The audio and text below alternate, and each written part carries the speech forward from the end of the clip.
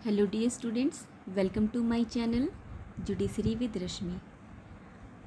आज के वीडियो में हम भारतीय दंड संहिता 1860 के चैप्टर 4 अध्याय 4 साधारण अपवाद में सेक्शन 100 और उससे आगे समझने का प्रयास करेंगे। सेक्शन 99 तक आपको बहुत ही डिटेल में समझना है, तो आप चैनल के प्लेलिस्ट में जाकर सारे वीडियोस देख सकते हैं और अपने प्री और मेंस के पॉइंट ऑफ व्यू से आप नोट्स भी बना सकते हैं, जो आपके एग्ज़ाम में बहुत ही हेल्पफुल होंगे। प्री में तो डायरेक्ट क्वेश्चन पूछे जाते हैं, बेयर एक्ट से इंडेक्स बेस्ड क्वेश्चन होते हैं, डायरेक्ट सेक्शन में क्या लिखा हुआ है, किससे संबंधित है, ऐसे क्वेश्चन पूछे जाते हैं। और मेंस में कॉन्सेप्ट बेस्ड क्वेश्चन होते हैं। तो ये आप वीडियोस देख करके अपने प्री और मेंस दोनों के पॉइंट ऑफ व्यू से अपने नोट्स तैयार कर सकते हैं और अपनी एक बेसिक समझ डेवलप कर सकते हैं बेयर एक्ट के बारे में, जो कि हमने बहुत ही आसान लैंग्वेज में समझाने की कोशिश की है। चलते हैं हम आज धारा 100 यानी सेक्शन 100 की तरफ। सेक्शन 100 क्या बताता है? तो सेक्शन 100 बात कर रहा है शरीर की प्राइवेट प्रतिरक्षा के अधीन के अधिकार का विस्तार मृत्यु कारित करने पर कब होता है। शरीर की प्राइवेट प्रतिरक्षा के अधिकार का विस्तार पूर्ववर्ती अंतिम धारा, यानी पूर्ववर्ती अंतिम धारा क्या हो जाएगी? धारा 99। आपको बेरेक्ट में ये भी समझना चाहिए कि पूर्ववर्ती अंतिम धारा लिखा है तो इसका मतलब क्या है, ठीक है। तो सेक्शन 100 क्या बोल रहा है कि सेक्शन 99 में वर्णित जो भी निर्बंधन है, सेक्शन 99 मैंने पिछले वीडियोज़ में बहुत अच्छे से बताया हुआ है, आप वहाँ से जाके समझ सकते हैं। तो सेक्शन 99 धारा 99 में वर्णित निबंधनों के अधीन रहते हुए शरीर की प्राइवेट प्रतिरक्षा के अधिकार का विस्तार हमलावर की स्वेच्छया मृत्यु कारित करने या कोई अन्य अपहानिकारी कारित करने तक है, यदि वह अपराध है जिसके कारण उस अधिकार के प्रयोग का असर होता है, अवसर आता है। तस्मिन पश्चात प्रगणित भांतियों में से किसी भी भांति का है, अर्थात ये 7 कंडीशंस दिए गए हैं, पहला, दूसरा, तीसरा, चौथा, पाँचवा, छठा, सातवां, ये 7 कंडीशंस, ठीक है। ये 7 तरीके की बातें हैं और सेक्शन 99 में जो बातें रिस्ट्रिक्ट की गई हैं, निर्बंधित की गई हैं, उनको छोड़कर अगर ऐसी कोई बात है तो वहाँ पे सेक्शन 100 बचाव देगा।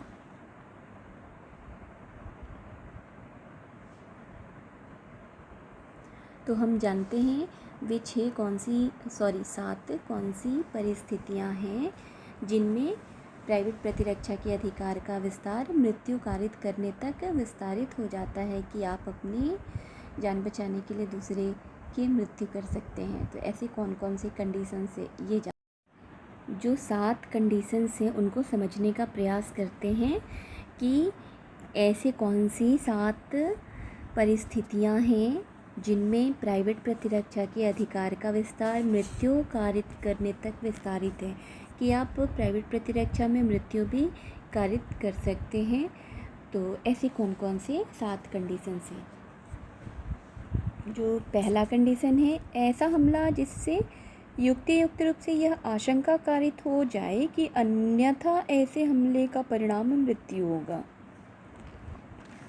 और इसको ऐसे उदाहरण से समझ सकते हैं कि ये पहला जो कंडीशन है ना, कि युक्त रूप से आशंका कारित हो कि अन्यथा ऐसे हमले का परिणाम मृत्यु होगा अगर आपने अपनी जान बचाने के लिए उसको नहीं मारा तो, है ना।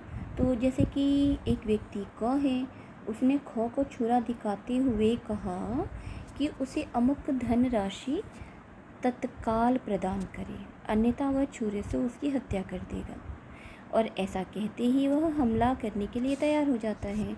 तो ऐसी अवस्था में ख को अपनी प्राइवेट प्रतिरक्षा का अधिकार है, ठीक है।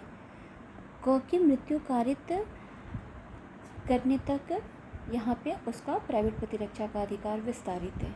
यहाँ पे वो क की मृत्यु कारित करने तक अधिकार रखता है। तो पहला प्रसंग है ना, पहला जो टर्म्स एंड कंडीशन है वो ये समझ में आया होगा। ये हम किसकी बात कर रहे हैं? धारा 100, सेक्शन 100 की बात कर रहे हैं कि सेक्शन 100 में 7 ऐसे कंडीशंस बताए गए हैं जिनके आधार पे कोई व्यक्ति अपनी प्राइवेट प्रतिरक्षा के अधिकार में सामने वाले की मृत्यु कर सकता है। ठीक है, बशर्ते धारा 99 के निबंधनों के तहत हो, है ना। पहला कंडीशन समझ में आ गया। दूसरा कंडीशन देखते हैं, ऐसा हमला जिससे युक्त रूप से यह आशंका कारित हो कि अन्यथा ऐसे हमले का परिणाम घोर उपहति होगा, है ना। ऐसा हमला जिससे युक्त रूप से यह आशंका कारित हो कि अन्यथा ऐसे हमले का परिणाम घोर उपहति होगा। ठीक है, ऐसा हमला जिससे युक्त रूप से यह आशंका कारित होती हो कि अगर उसने मृत्यु कारित नहीं की अपने प्राइवेट प्रतिरक्षा में तो उसे घोर उपहति का शिकार होना होगा। तो ऐसी स्थिति में वो भी प्राइवेट प्रतिरक्षा के अधिकार के तहत मृत्यु कर सकता है। सेकंड कंडीशंस देखते हैं, बलात्संग से संबंधित है। बलात्संग करने के आशय से किया गया हमला के विरुद्ध भी प्राइवेट प्रतिरक्षा का अधिकार मृत्यु कारित करने तक विस्तारित हो जाता है। ठीक है, किंतु इसके लिए बलात्संग के खतरे को साबित किया जाना आवश्यक होगा।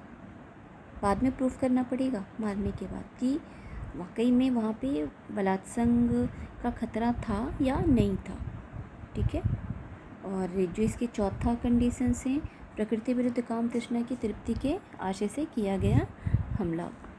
ठीक है, पांचवा कंडीशन बताता है कि अपहरण,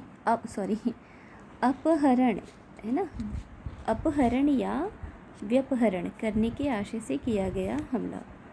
और छठे कंडीशन के हिसाब से इस आशय से किया गया हमला कि किसी व्यक्ति का ऐसी परिस्थितियों में सदोष परिरोध किया जाए जिनसे उसे युक्त रूप से यह आशंका कारित हो कि वह अपने को छुड़ाने के लिए लोक प्राधिकारियों की सहायता प्राप्त नहीं कर सकेगा, तो प्राइवेट प्रतिरक्षा के अधिकार का प्रयोग करते हुए हमलावर की मृत्यु कारित कर सकता है। यहाँ पे जो छठा कंडीशन है ना, इसमें एक शब्द आ रहा है सदोष परिरोध, वर्ड आ रहा आपको दिख रहा होगा, सदोष परिरोध। यहाँ पे सदोष अवरोध की बात नहीं की गई है, ये आप ध्यान रखिएगा, है ना। सदोष अवरोध नहीं, सदोष परिरोध की बात करता है धारा 100 सेक्शन 100 का कंडीशन नंबर 6। और कंडीशन नंबर 7 देखते हैं, अम्ल फेंकने, है ना, तेजाब फेंकने या सेवन कराने या देने का कृत्य। ठीक है, या अम्ल फेंकने या देने का प्रयास करना जिससे युक्त रूप से यह आशंका कारित हो कि ऐसे कृत्य के परिणाम स्वरूप अन्यथा घोर उपहति कारित होगी। तो ऐसी स्थिति में भी अपनी जान बचाने के लिए उसका हमला किया जा सकता है। और ये जो 7वां कंडीशन है ना, इसे दंड विधि संशोधन अधिनियम की धारा 2 द्वारा अंतः स्थापित किया गया है। ये पहले नहीं था, मूल आईपीसी में ये 7वां कंडीशन नहीं था।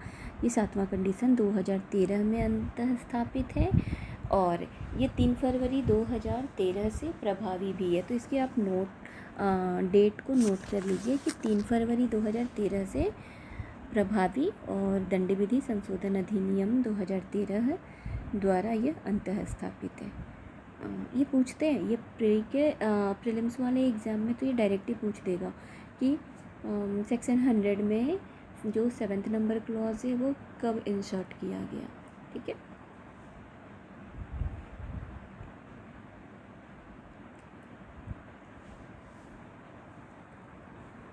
टिप्पणियाँ समझते हैं। बातचीत के शब्दों का आदान प्रदान कितना ही गर्मा गर्म क्यों ना हो, उससे मृत्यु की आशंका कभी नहीं होती, है ना। जैसे ये बताया गया था कि पहले कंडीशन में कि ऐसा हमला जिससे युक्त रूप से आशंका कारित हो। सेकंड कंडीशन में बताया गया है ऐसा हमला जिससे युक्त रूप से आशंका कारित हो, है ना। युक्त रूप से आशंका कारित हो कि यहाँ हमले का परिणाम गौरूपहति होगी और पहले में हमले का परिणाम मृत्यु होगा, ऐसी आशंका हो। लेकिन यह आशंका बातचीत के दौरान नहीं होनी चाहिए। बातचीत में जब शब्दों का आदान प्रदान हो रहा है और चर्चा बहुत गर्मा गर्म हो जाता है, होता है ना, तो ऐसी स्थिति में मृत्यु की आशंका कभी नहीं होती। यहाँ पे धारा 100 का कोई भी खंड लागू नहीं होगा और इसे जयप्रकाश बनाम दिल्ली प्रशासन के बाद में निर्णित किया गया है। और प्राइवेट प्रतिरक्षा का अधिकार न केवल उस व्यक्ति के विरुद्ध प्राप्त है जो वास्तव में वार करता है, बल्कि उस विधि विरुद्ध जमाओं के सभी सदस्यों के विरुद्ध भी प्राप्त है जो विधि विरुद्ध जमाओं के सामान्य उद्देश्य को अग्रसर करने में लगे हैं। और ये इससे संबंधित केस है गुलजारा सिंह बनाम राज्य। एक अन्य केस है चाको एंड अदर्स बनाम स्टेट ऑफ केरल, 2000 का केस है ये। और 2000 मतलब सन 2000। केवल इस संदेह के आधार पर प्राइवेट प्रतिरक्षा के अधिकार के लिए कोई क्षेत्र नहीं है कि मृतक घटना स्थल पर हथियार के साथ पहुंचा था। ठीक है, घटना स्थल पर हथियार के साथ अगर कोई पहुंचा था और सिर्फ ये देख कर के ही उसके विरुद्ध प्राइवेट प्रतिरक्षा का अधिकार यूज कर लिया तो यहाँ पे बचाव प्राप्त नहीं होगा, क्योंकि उसने हथियार को सिर्फ लेकर रखा था, हथियार के साथ वो घटनास्थल पर पहुंचा था। जब तक वो हथियार का यूज करने की कोशिश नहीं करता तब तक आप प्राइवेट प्रतिरक्षा का आधार नहीं ले सकते हैं। इसे चाको एंड अदर्स बनाम स्टेट ऑफ केरल के बाद में चिन्हित किया गया, बताया गया है। इस प्रकार से धारा 100 हमने कंप्लीट कर ली। हम धारा 101 की तरफ बढ़ेंगे। धारा 101 कहती है कब ऐसे अधिकार का विस्तार मृत्यु से भिन्न कोई अपहानि कारित करने तक का होता है ना। कब वह अधिकार होगा जब आप मृत्यु से भिन्न कोई अपहानि कारित कर सकते हैं, है ना। मृत्यु नहीं करनी है। धारा 100 आपको मृत्यु करने का अधिकार दे रहा है, लेकिन धारा 101 आपको घोर अपहति कारित करने का अधिकार दे रहा है। और किस किस कंडीशन में आप अपने प्राइवेट प्रतिरक्षा के आधार पे घोर उपहति कारित कर सकते हैं, है ना, ये बात बताती है। तो ये धारा 101 को हम ऐसे समझते हैं।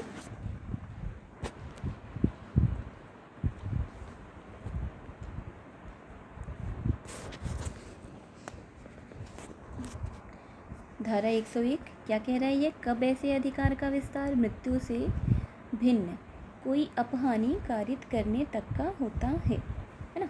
तो इसमें लिखा क्या गया है, यदि अपराध पूर्वगामी अंतिम धारा, यानी पूर्वगामी अंतिम धारा कौन हो गई, धारा 100, है ना, सेक्शन 100।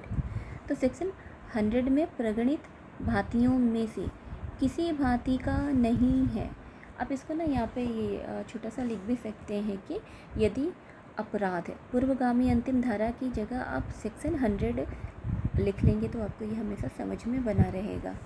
और ऐसे ही आप 97 में तो क्लियर लिखा, मतलब जब सेक्शन 97 पढ़ते हैं तो वहाँ पे तो क्लियर लिखा ही हुआ है कि सेक्शन 99 के निर्बंधनों के अधीन। लेकिन और यहाँ पे जब हम धारा 100 पढ़ते हैं तो यहाँ पे भी लिखा हुआ है ना, पूर्ववर्ती अंतिम धारा, दिख रहा है आपको ये सेकंड लाइन में, पूर्ववर्ती अंतिम धारा। तो ये पूर्ववर्ती अंतिम धारा की जगह सेक्शन 99 लिख लीजिए तो ये आपको क्लियर रहेगा, क्योंकि कभी कभी पढ़ते समय दिमाग ये पूर्ववर्ती अंतिम धारा में फंस जाएगा कि इसका मतलब क्या है।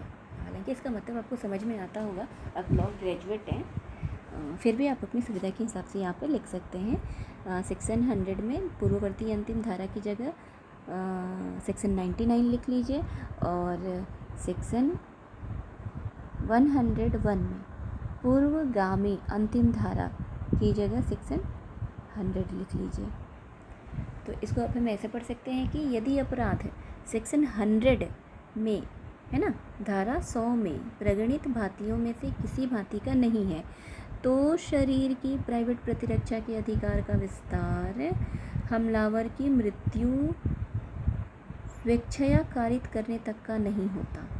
ठीक, किंतु इस अधिकार का विस्तार धारा 99 में वर्णित निबंधनों के अध्ययन हमलावर की मृत्यु से भिन्न कोई अपहानि स्वेच्छया कारित करने तक का होता है।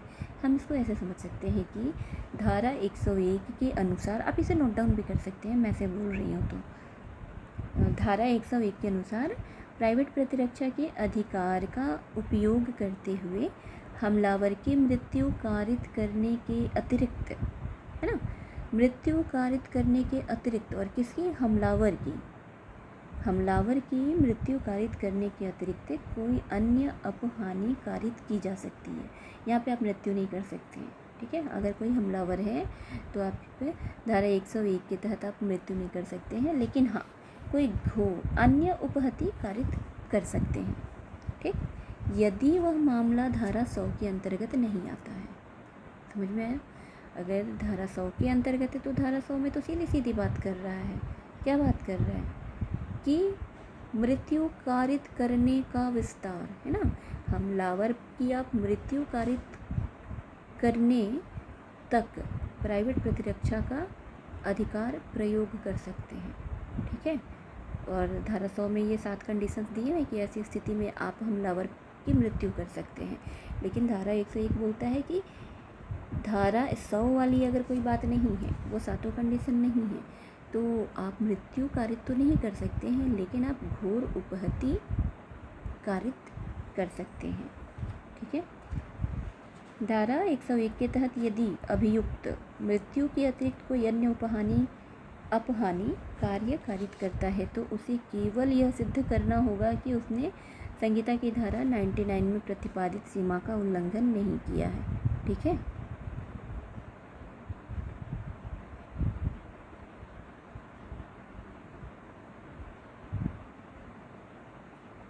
समझ में आई बात? धारा 99 में वर्णित निबंधनों के अध्ययन हमलावर की मृत्यु से भिन्न कोई अपहानि स्वेच्छया कारित करने तक का होता है। मतलब धारा 99 से भिन्न, है ना। धारा 100 के, इसको ऐसे समझिए सीधी सीधी लैंग्वेज में कि धारा 100 में जो 7 कंडीशंस दिए गए हैं, ठीक है, उनको छोड़कर, क्योंकि वैसी स्थिति होगी तो हमलावर पे को मारी दो, मृत्यु करी दो, उसके बाद आपको प्राइवेट प्रतिरक्षा का अधिकार मतलब मिल जाएगा कि आपने अपनी प्राइवेट प्रतिरक्षा का अधिकार प्रयोग करते हुए हमलावर को मार दिया। कब? जब कंडीशन सेक्शन 100 में वर्णित हो, मतलब जो कंडीशन उसमें वर्णित है उसके अनुसार अगर हो तो। लेकिन अगर सेक्शन 100 से भिन्न कोई बात है ना, सेक्शन 100 से भिन्न कोई बात है, तो वहाँ पे धारा 101 सेक्शन 101 के तहत आप हमलावर पर ऐसा हमला नहीं कर सकती कि उसकी मृत्यु हो जाए। हाँ, लेकिन घोर उपहति कर सकते हैं। लेकिन सेक्शन 101 के तहत आप अगर घोर उपहति कारित कर रहे हैं तो आपको यह ध्यान देना पड़ेगा कि धारा 99 में जो प्रतिपादित सीमा है उसका उल्लंघन नहीं हो रहा है। समझ में आ गया? ये इतनी बात करता है। टिप्पणियाँ देखते हैं। यह आत्मरक्षण को क्या बताता है? अभियुक्त को न तो रक्तस्राव की न ही प्रत्यक्ष उपहति हुई और न तो उपहतियों की प्रकृति को साबित करने के लिए किसी चिकित्सक की परीक्षा की गई। अतः अभियोजन उपहतियों के लिए स्पष्टीकरण प्रदान करने हेतु बाध्य नहीं तथा अभियुक्त को आत्मरक्षा के लाभ का दावा करने की अनुज्ञा नहीं। ठीक है, इसे गोकुल प्रसाद पुत्र जगन्नाथ एवं अन्य इत्यादि बनाम मध्य प्रदेश राज्य में निर्णित किया गया था। धारा 101 कुल मिला के ये बात कहती है कि अभियुक्त के मस्तिष्क में मात्र यह आशंका कि उसकी जादू टोने द्वारा मृत्यु करा दी जाएगी, ऐसी आशंका है तो उसके विरुद्ध वो प्राइवेट प्रतिरक्षा का अधिकार प्राप्त नहीं करेगा, है ना। जब तक शत्रु सामने से, मतलब हमलावर जो है वो शारीरिक प्रहार नहीं करता, तब तक आप प्राइवेट प्रतिरक्षा के अधिकार का प्रयोग नहीं कर सकते हैं। धारा 102 देखते हैं। धारा 102 बताती है शरीर की प्राइवेट प्रतिरक्षा के अधिकार का प्रारंभ और बना रहना, है ना। शरीर की प्राइवेट प्रतिरक्षा का अधिकार उसी क्षण प्रारंभ हो जाता है जब अपराध करने के प्रयत्न या धमकी से शरीर के संकट के युक्त आशंका पैदा होती है, चाहे वह अपराध किया न गया हो, और वह तब तक बना रहता है जब तक शरीर के संकट की ऐसी आशंका बनी रहती है। ठीक है, इसे हम ऐसे समझ सकते हैं कि शरीर की प्राइवेट प्रतिरक्षा का अधिकार कब प्रारंभ होता है और कब तक बना रहता है ना। यह बात धारा 102 बताती है। यह अधिकार उस समय प्रारंभ होता है जैसे ही शरीर को खतरे की युक्त आशंका उत्पन्न होती है।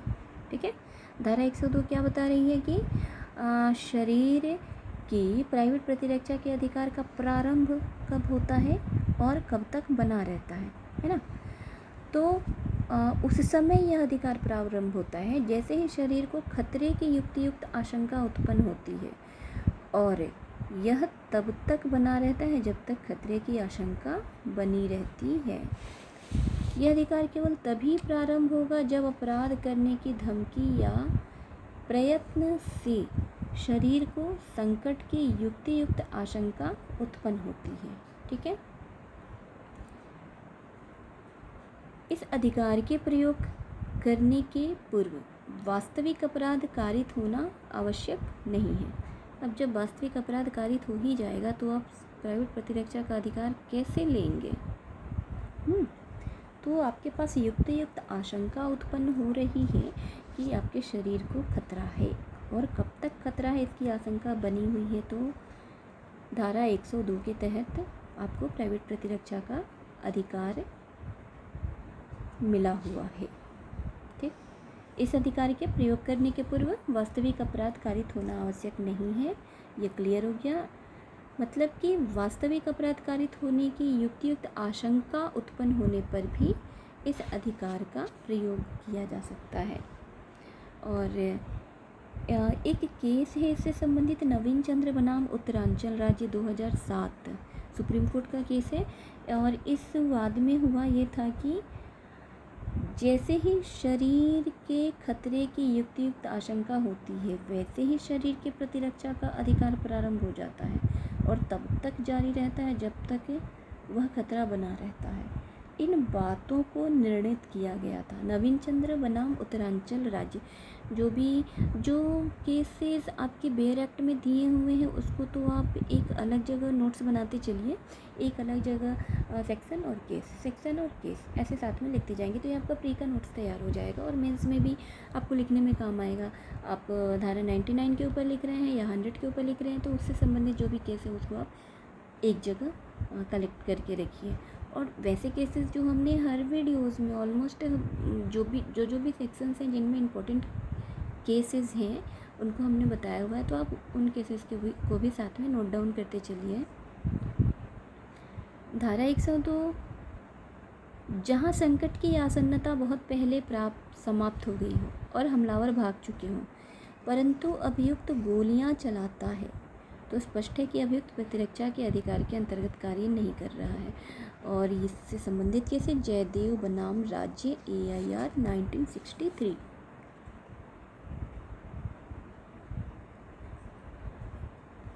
और ऐसी ही समान बातें एक अन्य केस में कही गई थी, देव नारायण बनाम उत्तर प्रदेश राज्य।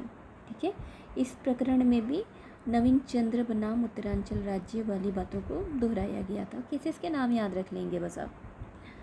अब धारा 103 की तरफ बढ़ते हैं। धारा 103 क्या कह रही है? कब संपत्ति की प्राइवेट प्रतिरक्षा के अधिकार का विस्तार मृत्यु कारित करने तक का होता है।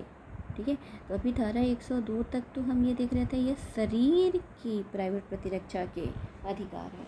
ठीक है, लेकिन संपत्ति की प्राइवेट प्रतिरक्षा का अधिकार यह धारा 103 बताती है। ठीक है, धारा 103 समझते हैं। धारा 103 उन परिस्थितियों को इंगित करती है जिसमें संपत्ति के विरुद्ध प्राइवेट प्रतिरक्षा के अधिकार का प्रयोग करते हुए हमलावर की मृत्यु कारित की जाती है। बात समझ में आ गई? धारा 103 के अनुसार एक व्यक्ति अपनी संपत्ति, ठीक है, तथा किसी अन्य व्यक्ति की संपत्ति की रक्षा करते हुए हमलावर की मृत्यु कारित कर सकता है यदि उसे यह विश्वास करने का आभास हो कि हमलावर जिसकी मृत्यु कारित की गई है इस धारा में वर्णित अपराधों में से कोई अपराध कारित करने वाला था या उसका प्रयत्न कर रहा था, है ना। धारा 103 की बेरेक्ट में हम देखते हैं क्या लिखा हुआ है कि संपत्ति के प्राइवेट प्रतिरक्षा के अधिकार का विस्तार धारा 99 में वर्णित निबंधनों के अधीन दोषकर्ता की मृत्यु या अन्य अपहानि स्वेच्छया कारित करने तक का है यदि वह अपराध जिसके किए जाने के प्रयत्न के कारण उस अधिकार के प्रयोग का अवसर आता है। इतस्मिन् पश्चात प्रगणित भांतियों में से किसी भी भांति का है, अर्थात, है ना। इसका मतलब होता है कि जो ये इतस्मिन् पश्चात प्रगणित भांतियाँ, ठीक है, इसका मतलब ये है कि जो कंडीशंस दिए गए हैं उन कंडीशंस के होने पर, पहला है लूट, ठीक है, दूसरा है रात्र गृह भेदन, तीसरा है अग्नि द्वारा रिष्टि जो किसी ऐसे निर्माण तंबू या जलयान को की गई है जो मानव आवास के रूप में या संपत्ति की अभिरक्षा के स्थान के रूप में उपयोग में लाया जाता है। और चौथा है चोरी, रिष्टि या गृह अतिचार जो ऐसी परिस्थितियों में किया गया है जिनसे युक्त रूप से यह आशंका कारित हो कि यदि प्राइवेट प्रतिरक्षा के ऐसे प्रयोग का अधिकार का प्रयोग न किया गया तो परिणाम मृत्यु या घोर उपहति होगी, ठीक है। धारा 103 ने क्या कह दिया? मृत्यु या घोर उपहति का युक्त भय तथा लोक प्राधिकारियों द्वारा प्रदत्त सहायता द्वारा परिसीमित है, ठीक है। यह धारा 103 बताती है संपत्ति के विरुद्ध प्राइवेट प्रतिरक्षा का अधिकार मृत्यु कारित करने तक विस्तारित होता है। ये बात आपको क्लियर हो गया? धारा 103 बताती है कि संपत्ति के विरुद्ध प्राइवेट प्रतिरक्षा का अधिकार मृत्यु कारित करने तक विस्तारित है। आप अपनी संपत्ति की रक्षा के लिए हमलावर पर मृत्यु कारित कर सकते हैं, हमलावर की जो आपकी संपत्ति पर हमला कर रहा है, ठीक। और संपत्ति के विरुद्ध प्राइवेट प्रतिरक्षा का अधिकार मृत्यु कारित करने तक विस्तारित हो गया, लेकिन कब? जब लूट, रात्रि गृह भेदन या अग्नि द्वारा रिष्टि या इनमें से कोई अपराध कारित किया जा रहा है या किए जाने का प्रयत्न किया जा रहा है। और संपत्ति के विरुद्ध प्राइवेट प्रतिरक्षा का अधिकार मृत्यु कारित करने तक उन अपराधियों में भी विस्तारित होता है जो चोरी, रिष्टि या गृह अतिचार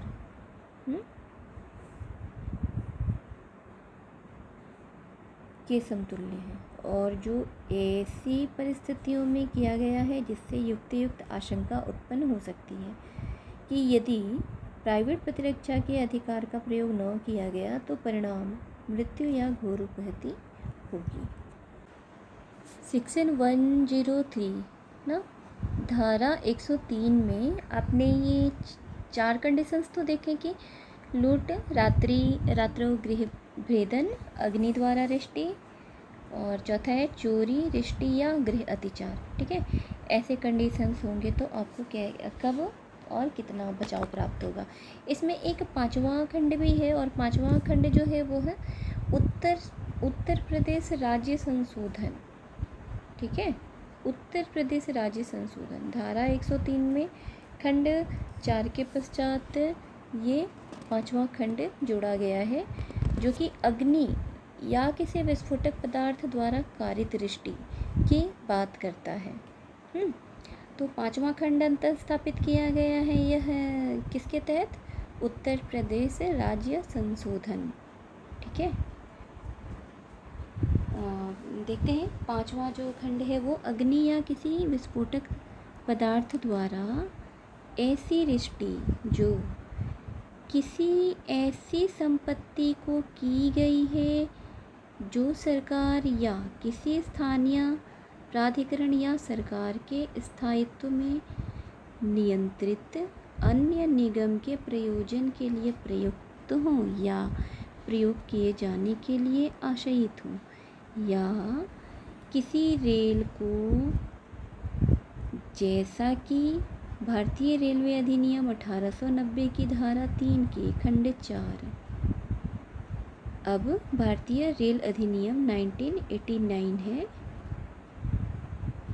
में परिभाषित किया गया है, या रेल भंडार को की गई है जो रेल भंडार विधि विरुद्ध कब्जा अधिनियम 1955 में परिभाषित है।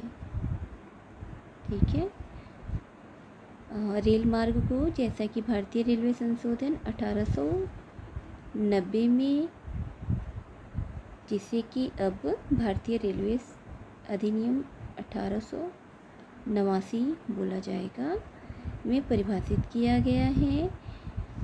और रेल भंडार को की गई है जो रेल भंडार विधि विरुद्ध कब्जा अधिनियम 1955 में परिभाषित है, या किसी परिवहन यान को, जैसा कि मोटर यान अधिनियम 1939 की धारा 2 के खंड 33 में, खंड 33 में परिभाषित है। उत्तर प्रदेश अधिनियम संख्या 29 वर्ष 1970 द्वारा इसे अंतः स्थापित किया गया। तो ये धारा 103 के अंतर्गत पांचवा खंड जो है वो राज्य संशोधन उत्तर प्रदेश, ठीक है, के द्वारा जोड़ा गया है, जो कि अग्नि या विस्फोटक पदार्थ द्वारा हुई दृष्टि की बात करता है। जबरन कब्जा की गई भूमि पर परिवादी के विरुद्ध यदि वास्तविक स्वामी या कोई अन्य उस भूमि पर जबरन स्वयं कब्जा करने का प्रयत्न करे तो परिवादी को प्राइवेट प्रतिरक्षा का अधिकार प्राप्त होगा। इसे राम रतन बनाम राज्य AIR 1977 के बाद में निर्णित किया गया था। 103 की धारा की संबंध में एक विशेष समझ आपकी डेवलप हो चुकी होगी। आप वीडियो को पॉज करके लिखते रहिए। पॉज करके इसलिए बोल रही हूँ कि बोलने में बहुत कुछ आगे निकल जाता है और लिखने में आप पीछे रह जाते हैं, तो आप लिखिएगा ज़रूर, नोट्स ज़रूर बनाइए। जो भी वीडियोस में हम लेक्चर दे रहे हैं, जो भी हम आपको केसेस बता रहे हैं, इम्पोर्टेंट तो सभी होता है, ठीक है, क्योंकि आपको एग्ज़ाम में ये नहीं पता होता कि क्या आएगा और क्या नहीं आएगा। ऐसा होता तो लोग एक ही बार में एग्ज़ाम क्वालिफाई करके आ जाते हैं, ठीक। तो पहली बार अगर आप डायरेक्ट पढ़ रहे हैं तो आप सब पढ़िए, मेरी ये सलाह होगी। आपका एक बेसिक कॉन्सेप्ट क्लियर हो जाएगा। उसके बाद फिर आप इम्पोर्टेंट, कम इम्पोर्टेंट, मोस्ट इम्पोर्टेंट के चक्कर में पढ़िए। तो अभी जो ये मैंने लेक्चर सीरीज स्टार्ट किया है ना वीडियोस की, ये मैं पूरा ओवरऑल वीडियोस पढ़ा रही हूँ। और उसके बाद जब ये सेक्शंस हम सारे कवर कर लेंगे तो फिर हम इम्पॉर्टेंट सेक्शंस के बारे में भी बात करेंगे। तो आप परेशान बिल्कुल भी मत होइए, बस आप मेरे साथ बने रहिए। चैनल को लाइक, सब्सक्राइब, शेयर भी करते रहिए, जिससे मुझे फीडबैक मिल के अच्छा लगेगा, क्योंकि तारीफ़ हर इंसान को पसंद है। और एक टीचर की सच्ची तारीफ़ ही यही होती है कि उसका स्टूडेंट उसकी बातों को समझ पाए और अपनी लाइफ में वैल्यू ऐड कर पाए। तो मैं पूरी कोशिश कर रही हूँ वीडियोस के माध्यम से आपकी लाइफ में वैल्यू ऐड करने की, बेयर एक्ट से रिलेटेड आपके कॉन्सेप्ट को क्लियर करने की। तो अगर आप इसके बदले में, या जो आप सीख रहे हैं इसके बदले में लाइक, शेयर भी, सब्सक्राइब भी करते रहेंगे तो मुझे भी अच्छा लगता रहेगा। और मैं और अच्छे कंटेंट तो मैं वैसे भी डिलीवर कर रही हूँ और अच्छे कंटेंट मैं वैसे भी डिलीवर करूँगी, लेकिन मुझे थोड़ा फीडबैक मिल जाएगा जो अच्छा लगेगा आपके लाइक, शेयर और सब्सक्राइब से। तो कीप इट। धारा 104 की तरफ देखते हैं। धारा 104 यह बताता है कि ऐसे अधिकार का विस्तार मृत्यु से भिन्न कोई अपहानि कारित करने तक का कब होता है? यदि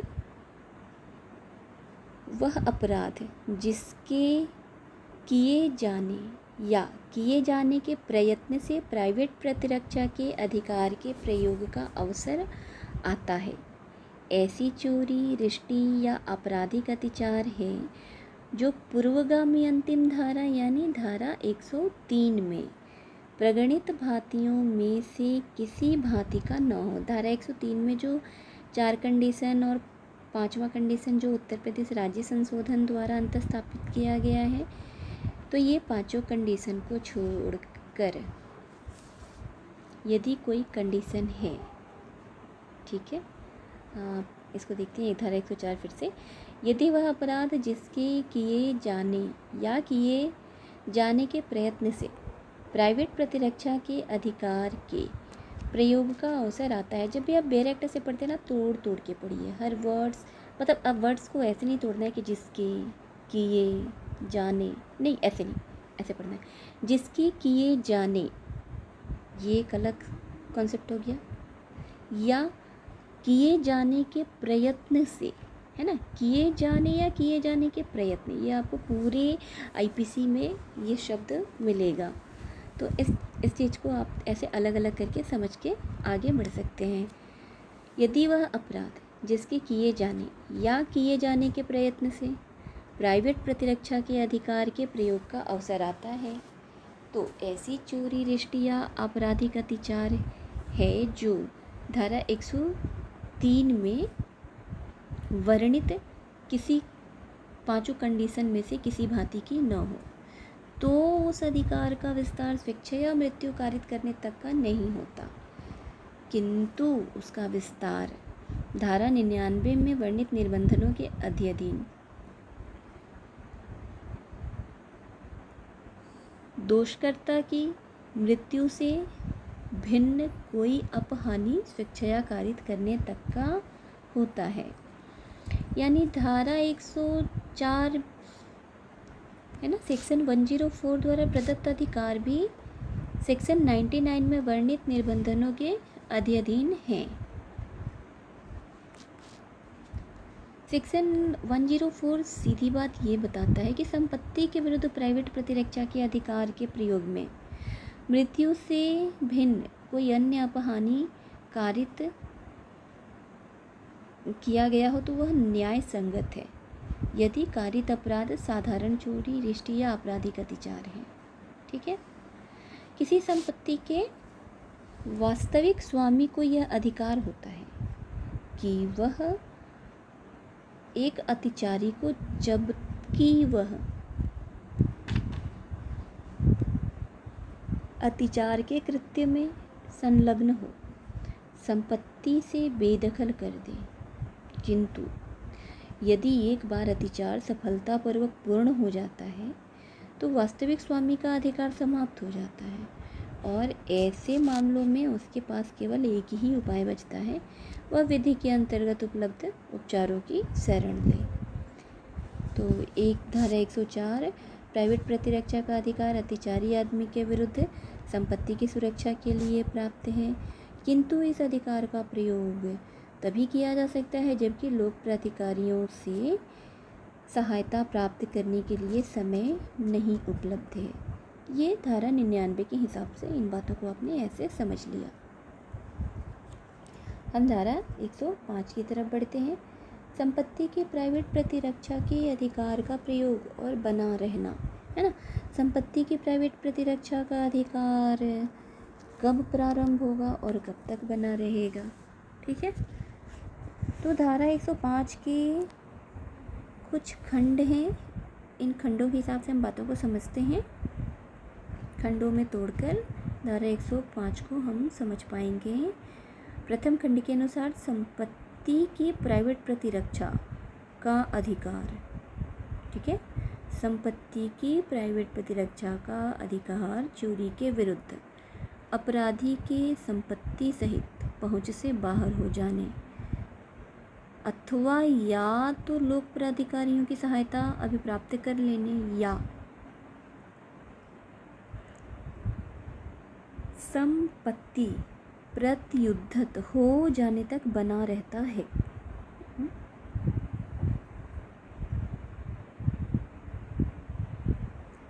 इसको ऐसे समझ सकते हैं कि धारा 105 का जो प्रथम खंड है उसके अनुसार संपत्ति के विरुद्ध अपराधों में प्राइवेट प्रतिरक्षा का अधिकार तब प्रारंभ होता है जब संपत्ति के संकट की युक्त आशंका प्रारंभ हो जाती है। अतः इस अधिकार के प्रयोग के लिए संपत्ति के विरुद्ध यथार्थ संकट उत्पन्न होना आवश्यक नहीं है।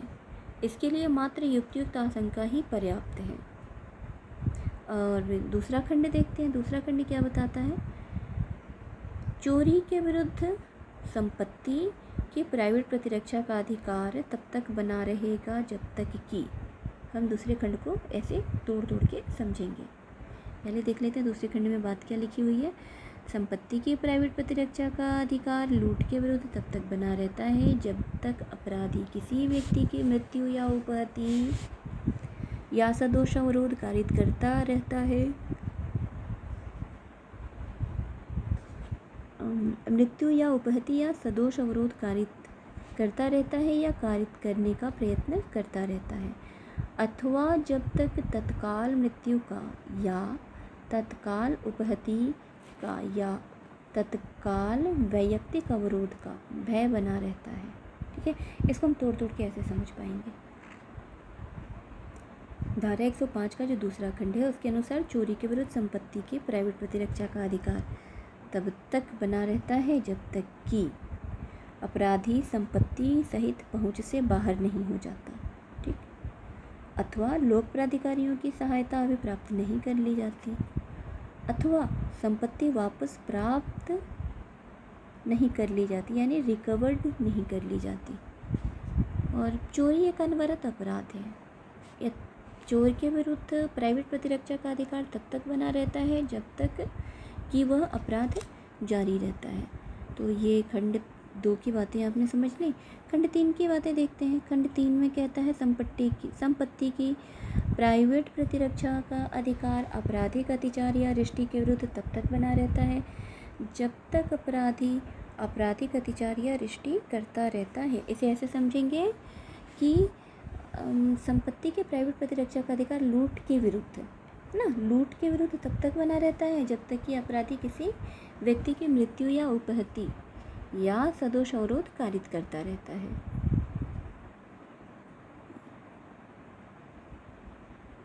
या कारित करने का प्रयत्न करता रहता है, अथवा जब तक तत्काल मृत्यु या तत्काल उपहति का या तत्काल वैयक्तिक अवरोध का भय बना रहता है। तो संपत्ति की प्राइवेट प्रतिरक्षा का अधिकार लूट के विरुद्ध तब तक बना रहता है जब तक कि अपराधी किसी व्यक्ति की मृत्यु उपहति या सदोष अवरोध कारित करता रहता है या कारित करने का प्रयत्न करता है। यह तो पहली बात हो गई। अथवा जब तक तत्काल मृत्यु तत्काल उपहति या तत्काल वैयक्तिक अवरोध का भय बना रहता है। तो इतनी बातें जो है वो धारा 105 की खंड 3 से स्पष्ट होती हैं। खंड चौथा भी है इसमें, है ना, ये 1 2 3 4। तो खंड चौथा क्या बताता है? धारा 105 के चौथे खंड के अनुसार संपत्ति की प्राइवेट प्रतिरक्षा का अधिकार आपराधिक अत्याचार या रिष्टि के विरुद्ध तब तक बना रहता है जब तक कि अपराधी आपराधिक अत्याचार या रिष्टि प्राप्त करता रहता है।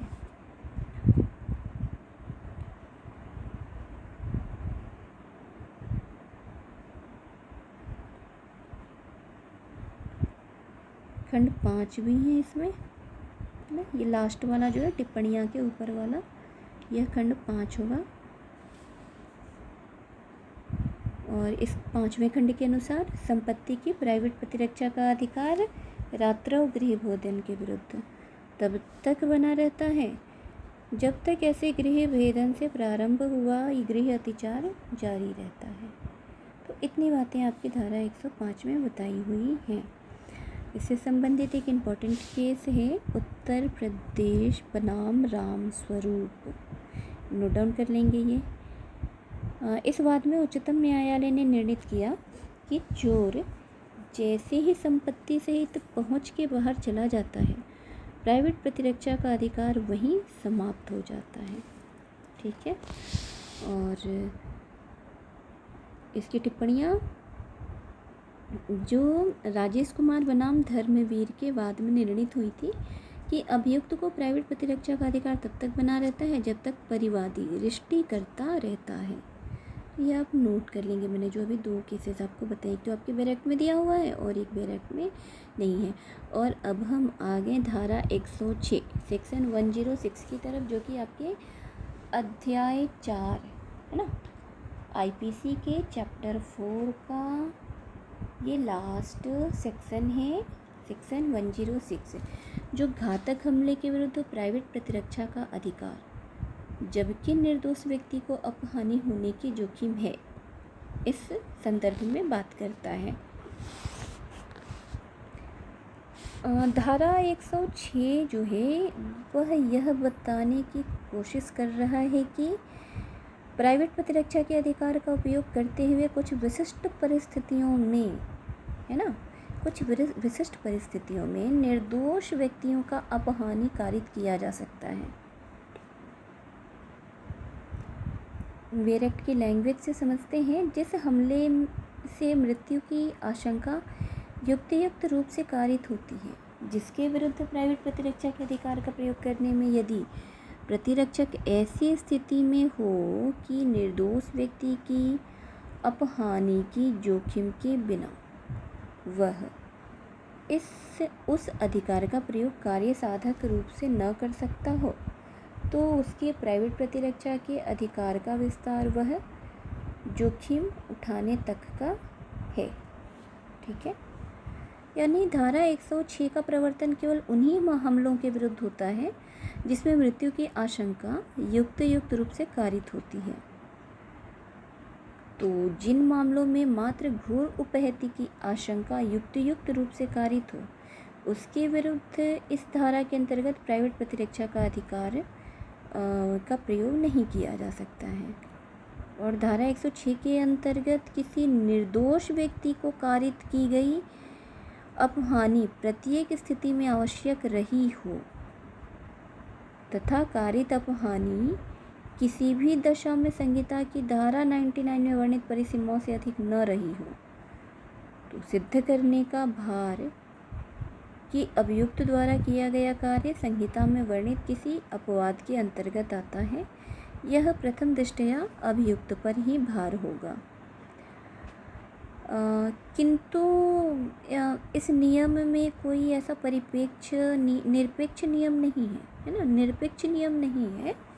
यदि अभियुक्त ऐसा सिद्ध करने में असफल रहता है ना, वो साबित नहीं कर पाता है, किंतु अभिलेख पर उपलब्ध साक्ष्य से, चाहे वह अभियोजन की ओर से प्रस्तुत किया जा रहा हो अथवा बचाव पक्ष की ओर से, यह स्पष्ट प्रतीत होता है कि अभियुक्त का कार्य सामान्य अपवादों में से किसी एक अपवाद के अंतर्गत आता है, तो न्यायालय उस पर विचार कर सकेगा। और इससे संबंधित कैसे धर्मेंद्र बनाम हिमाचल प्रदेश राज्य 2002 का केस है, सेक्शन 106 से संबंधित। इस वाद में व्यक्तिगत प्रतिरक्षा के अधिकार को सिद्ध करने का दायित्व उतना महत्वपूर्ण नहीं है जितना अभियोजन द्वारा अपना पक्ष कथन को सिद्ध करने का होता है। अतः तथ्यों एवं परिस्थितियों से प्रतिरक्षा के पक्ष में अधिक संभाव्यताओं का झुकाव होता है। वह आत्मरक्षा के मामले को साबित करने के लिए के सबूत का निर्वहन करना ही पर्याप्त है। ऐसा धर्मेंद्र बनाम हिमाचल प्रदेश राज्य में निर्णित हुआ था। इसे एक ऐसे दृष्टांत से समझते हैं कि एक व्यक्ति क है ना, क पर एक भीड़ द्वारा आक्रमण किया जाता है जो उसकी हत्या करने का प्रयत्न करती है। वह उस भीड़ पर गोली चलाए बिना प्राइवेट प्रतिरक्षा के अपने अधिकार का प्रयोग कार्य साधक रूप से नहीं कर सकता और वह भीड़ में मिले हुए छोटे छोटे शिशुओं की अपहानि करने की जोखिम उठाए बिना गोली नहीं चला सकता। तो यदि वह इस प्रकार की गोली चलाने से उन शिशुओं में से किसी शिशु को अपहानि करे तो यहाँ पे कोई अपराध नहीं करता है। आप समझ पाए होंगे दृष्टांत से। इससे संबंधित एक केस है सेकर बनाम राज्य 2003 का, बहुत ही इम्पोर्टेंट है, आप इसको नोट डाउन कर लेंगे। मैं बार बार ये बोलती हूँ नोट डाउन कर लेंगे, इसका मतलब है कि आप नोट डाउन करिए और नोट्स बनाते रहिए, क्योंकि आप लेक्चर तो सुन रहे हैं, ठीक है, लेक्चर सुनने से आपको चीज़ें समझ में आ रही हैं, लेकिन जब आप लिखेंगे ना तो ये आपके दिमाग में चीज़ें बसती जाएंगी और लिखी हुई चीज़ ज़्यादा देर तक दिमाग में याद रहती है, ये आपको भी पता होगा। पहले आपने सुना फिर लिखा, तो यहाँ पे दो काम हुए साथ में, और आपके जितने सेंसेस पढ़ने में यूज होते हैं ना उतना ही ज़्यादा वो आपको याद करने में हेल्प करते हैं। तो मैं जो भी लेक्चर्स दे रही हूँ ना, जो भी आप बता रही हूँ, वो आप उसका एक अच्छा नोट्स तैयार करते चलिए। सेकर बनाम राज्य की प्रकरण में यह आधारित हुआ कि किन्हीं विशिष्ट परिस्थितियों में किसी व्यक्ति ने प्राइवेट प्रतिरक्षा के अधिकार का प्रयोग किया। यह तथ्य संबंधी प्रश्न है जिसका निर्धारण प्रत्येक मामले के तथ्यों और परिस्थितियों के अनुसार किया जाता है। व्यक्तिगत प्रतिरक्षा के अधिकार का अभिवचन करने वाले अभियुक्त से साक्ष्य प्रस्तुत करने की अपेक्षा नहीं की जाती। वह अपना अभियोजन साक्ष्य से प्रकट होने वाली परिस्थितियों के माध्यम से ही सिद्ध कर सकता है। तो इस प्रकार हमने सेक्शन 106 तक और चैप्टर 4 को पूरा पढ़ लिया। और वीडियो अगर आपने यहाँ तक देखा है तो thank you. Like subscribe share करते रहिए, तो मैं बार बार बोलूँगी कि लाइक सब्सक्राइब शेयर करते रहिए। वीडियो यहाँ तक देखने के लिए थैंक यू। वीडियो पे चैनल पे बने रहिए। आपके अगर कोई क्वेरीज़ हैं, कोई डाउट्स हैं, तो वो भी आप कमेंट बॉक्स में डाल सकते हैं, या फिर आप एक अच्छा फीडबैक तो दे ही सकते हैं। Thank you.